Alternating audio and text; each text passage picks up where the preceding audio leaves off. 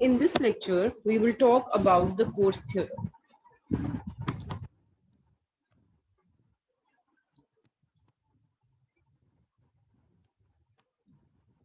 The Coase theorem is basically used to tackle externalities, and this is something where the government goes ahead and it gives private ownership to people.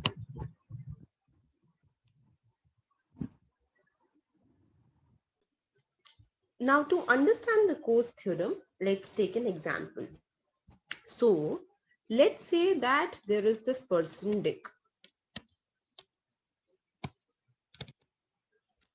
and let's say that there is this neighborhood that is there, and in this neighborhood there is this person, and this person is Spot.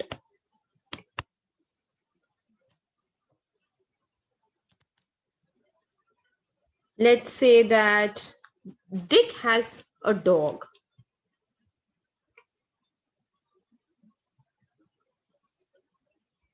and the dog keeps on barking.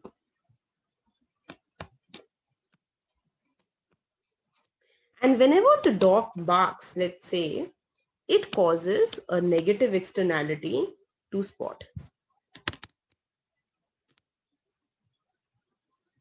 Well, Dick is happy that he owns a dog.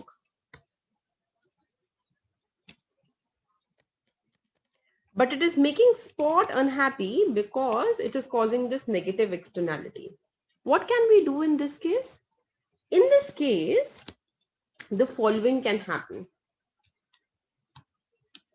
So we understand that Dick gets a benefit from owning dog. We understand that dog or Spot has, sorry, Spot was the name of the owner. So dog has negative externality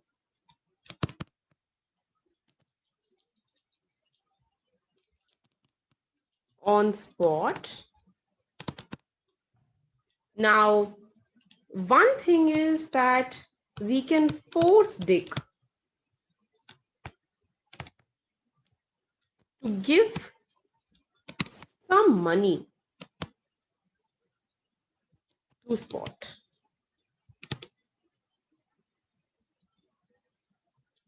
Why? Because Dick is causing some negative externality to Spot. Second thing that can happen is we can ask Dick to send his dog to a lake in the nights or in the days so that Spot doesn't have to suffer. The third thing that can happen is Spot keeps on suffering sleepless nights because of the dog's barking, right?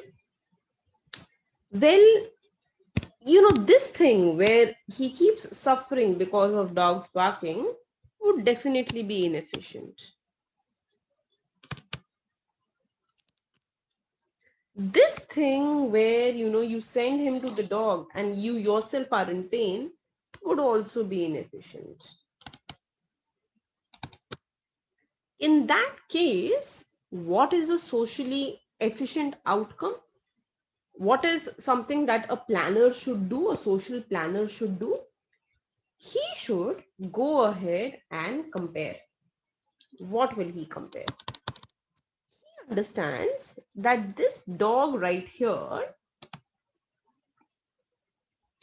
I'm sorry, just maybe let's have a dog in place. So this dog right here is causing a positive or is giving a positive utility to Dick, But at the same time, he's giving a negative utility to Spot.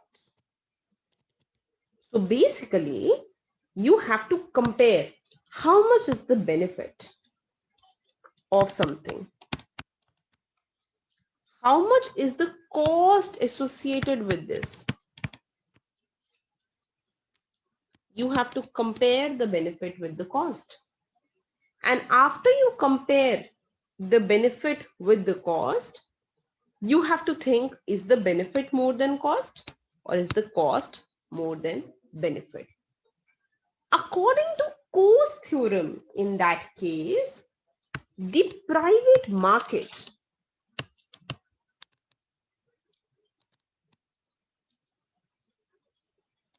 will reach the efficient outcome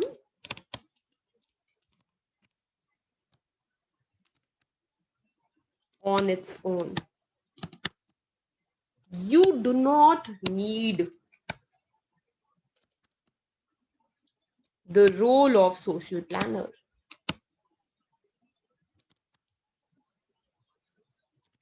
The question is how? How will this market reach something on its own? The answer is the following. First, if there are two things that can happen, okay? If Spot can simply offer Dick to get rid of the dog in return for Spot giving him certain money. So what Spot will do is, this Spot right here, who is very sad, he has a plan. He says he goes to Dick and he tells Dick that, you know what, take these bucks from me, take this money from me. I'm giving you so many money. Take this money from me, but in return, just get rid of the dog. That's the first thing he can do. The second thing which can happen, and if he accepts this, he becomes happy. And he also becomes happy because he's getting some money in return. He has accepted an offer. He's negotiating that deal. The second thing that he can do is the following. Again, you have Dick and you have Spot. And what in this case Dick can do is that Dick can go to Spot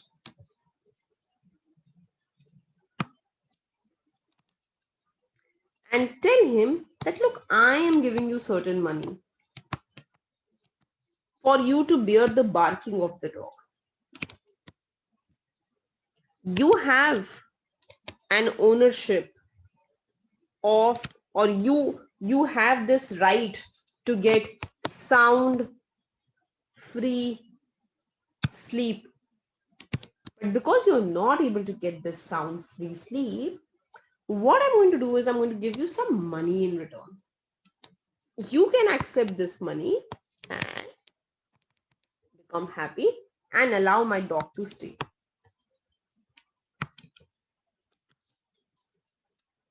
So these are the various things that can take place. This is what the Coase theorem tells us. The Coase theorem tells us that these private individuals will negotiate among themselves and will bring out a solution so that they can convert their negative utility into positive utility.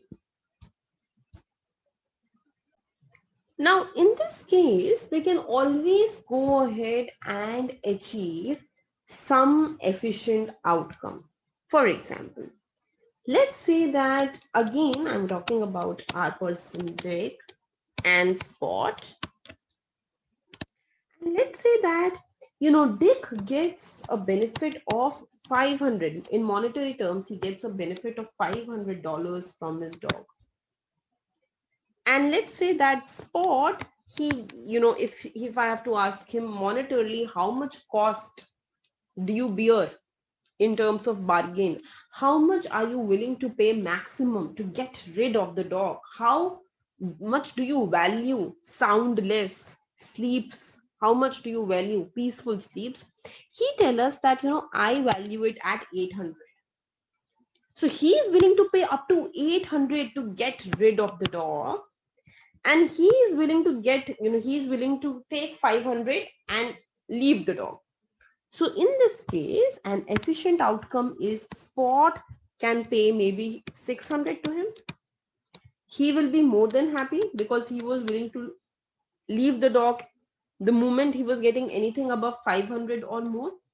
And Spot will also be happy because in fact he's paying less than 800 and still is able to get rid of the dog. So Dick will gladly accept it. He will also be happy now, and the party would be settled. The externality would be resolved. Of course, something else could have also happened. Let's say that this is Dick yet again, and let's say that this is Spot, and let's say that Spot has a cost of 800, but to get rid of the dog, he needs at least 1000. Only then he will get rid of the dog. The dog is very valuable to him. In that case, what is going to happen? He cannot pay anything more than 800, but he wants at least 1000 to get rid of the dog. So he will not give away the dog. He will keep the dog. And in this case, you will still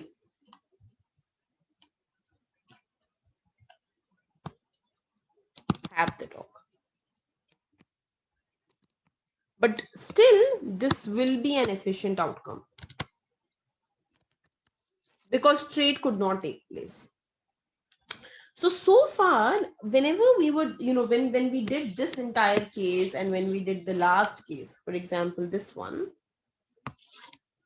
where, in either case, Spot was paying something to Dick, or, Spot wanted to pay something to Dick, but was paying less, so Dick had to keep the dog.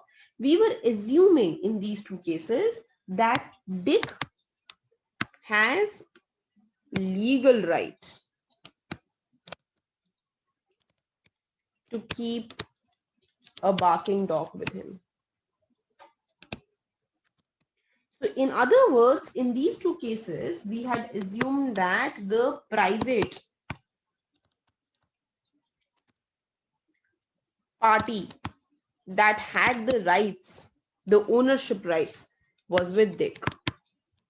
The case could have been the opposite. So, it could have been the case that Dick doesn't have the right to keep the dog,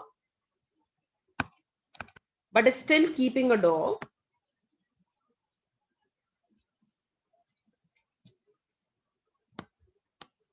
Whereas Spot has a right to have sound-free environment.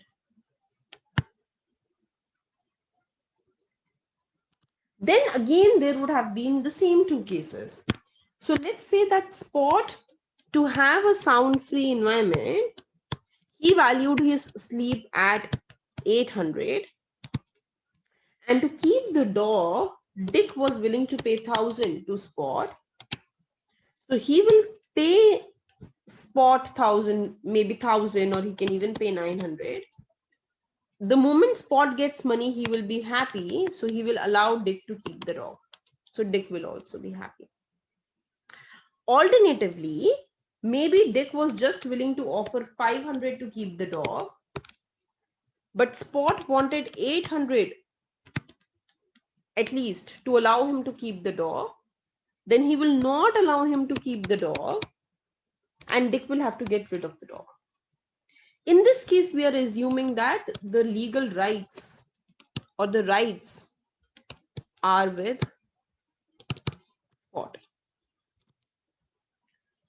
So the Coase theorem states that the initial distribution of rights does not really matter.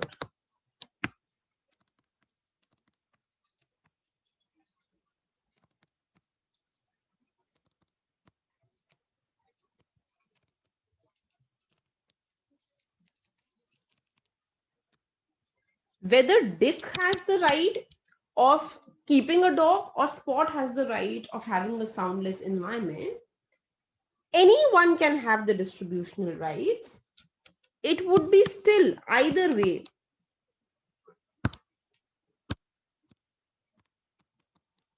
Okay.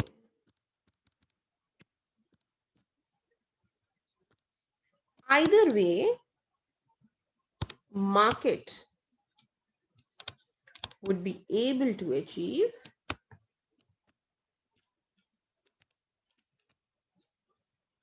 efficient outcome,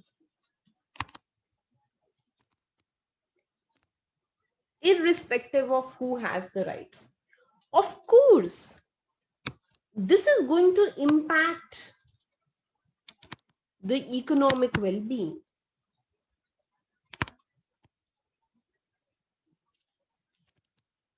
And the person who has the right will be better off, right? What do I mean by that? If Spot has the right to keep the dog,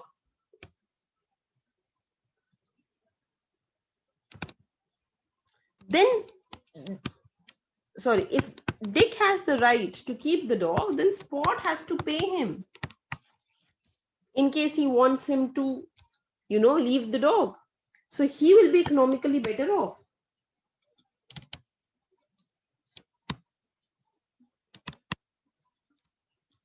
Whereas, if Spot has the right of having good sleep, of having a sound-free environment, then Dick will pay him in order to keep the dog. So he will be economically benefited.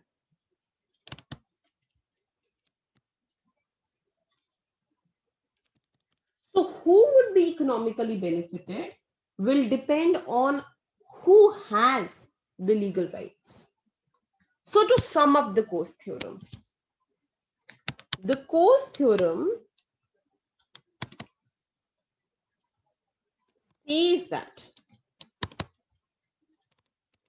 private economic actors can solve the problem of externalities among themselves.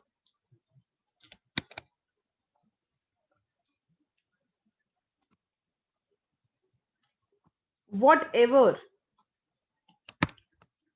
the initial distribution of rights,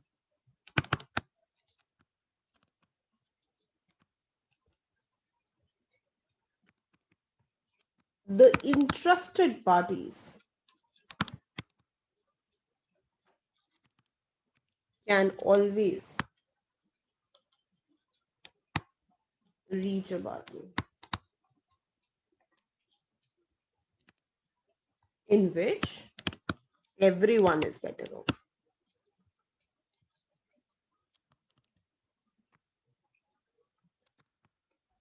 And outcome is efficient. Okay.